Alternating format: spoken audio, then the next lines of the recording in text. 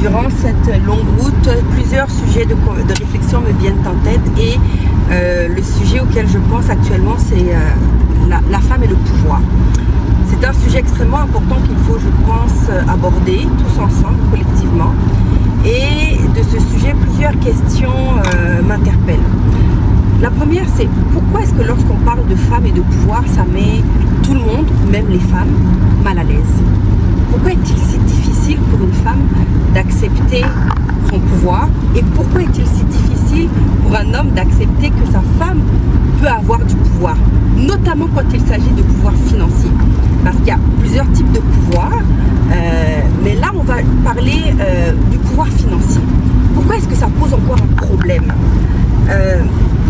Pour ma part, j'ai ma petite idée là-dessus parce que j'en ai parlé avec plusieurs personnes de mon entourage, puis j'ai écouté les avis de part et d'autre. Mais avant d'aller plus loin sur ce sujet, il faudrait déjà commencer à définir le pouvoir. Qu'est-ce que le pouvoir?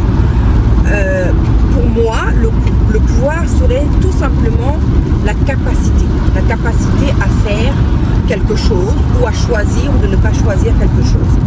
Donc quand on parle de pouvoir financier, une personne qui aurait du pouvoir financier, c'est une personne qui aurait une grande capacité à cause de son argent. C'est-à-dire que son argent lui octroierait la capacité de faire des choix ou de ne pas faire certains choix et de décider de certaines choses. Donc, pourquoi est-ce que ce pouvoir financier est-il mal vu encore, surtout dans nos communautés, lorsqu'il est détenu par une femme? Et quand je dis mal vu, c'est pas que les hommes, hein, c'est aussi même les femmes elles-mêmes qui sont mal à l'aise avec ça. Je me pose la question pourquoi. Bon, j'ai ma petite idée là-dessus. C'est mon idée personnelle, puis je suis vraiment en pleine réflexion là-dessus. Je suis prête à entendre aussi les autres idées si vous en avez. Mais les hommes avec lesquels j'ai discuté de ça m'ont dit, pour la plupart, quelque chose qui était important et qui m'a interpellée. Ils m'ont dit que dès lors qu'une femme avait du pouvoir financier, elle avait une certaine attitude, une certaine arrogance, qu'elle manquait de respect parfois et qu'elle se permettait de faire des choses qu'elle ne pourrait pas faire autrement. Est-ce que c'est vrai, madame? Pour celles qui ont le pouvoir financier, est-ce que votre attitude est moins bon? Est-ce qu'il est beaucoup plus arrogant? Est-ce que vous êtes moins respectueuse? Je serais curieuse d'avoir votre avis à ce sujet. Mais c'est ce que beaucoup d'hommes pensent.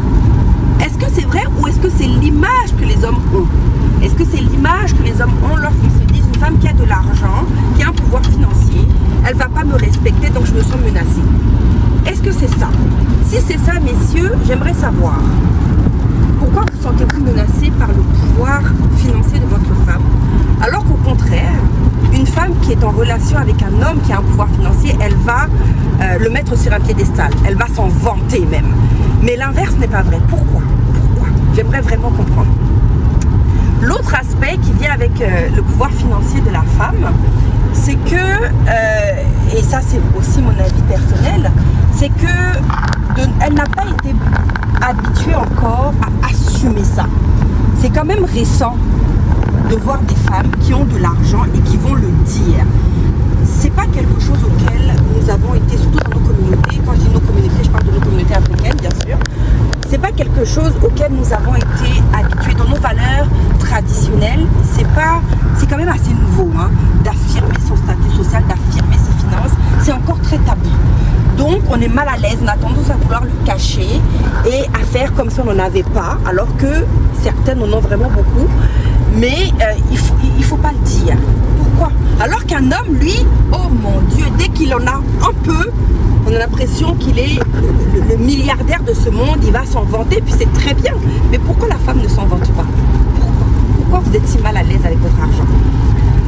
Ne le soyez pas parce que c'est votre argent, vous l'avez durement gagné, donc il ne faudrait pas l'être.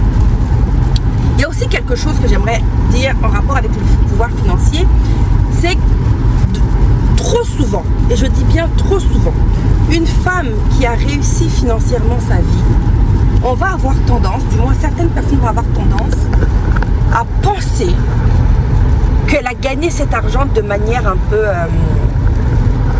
vertueuse, je vais dire ça comme ça, pour ne pas aller trop loin. C'est-à-dire qu'elle aurait eu peut-être des pratiques immorales pour gagner cet argent-là. Est-ce que c'est ça qui fait que elles le cachent ou du moins elles le taisent. Je ne sais pas, c'est juste une idée que je lance dans les airs. Mais en tout cas, toujours est-il que je constate que dès lors qu'on parle de pouvoir financier et de féminité, il y a un malaise qui s'installe. Et je trouve ça dommage. Donc je vous invite tous, toutes les personnes qui vont voir cette vidéo, à en discuter autour de vous, en discuter avec vos conjoints ou vos conjointes, parce que ça ne doit pas être un malaise. Je veux dire, c'est pas grave, au contraire. Messieurs, vous devez être fiers si votre femme ramène de l'argent et ça en ramène beaucoup. Vous devez en être fiers. Mesdames, si vous en ramenez beaucoup, soyez-en fiers et dites-le, il n'y en a pas de mal. Vous avez le pouvoir de faire ce que vous voulez avec cet argent-là. Profitez-en. Pour continuer à parler de pouvoir, il y a un autre type de pouvoir que je vais élaborer lors d'une deuxième vidéo. C'est le pouvoir sexuel. Celui-là aussi, il est intéressant à aborder parce que quand il s'agit de femmes et de sexualité, la société a une position bien déterminée à ce sujet. Mais nous pourrons en discuter lors d'une seconde vidéo. Bye bye!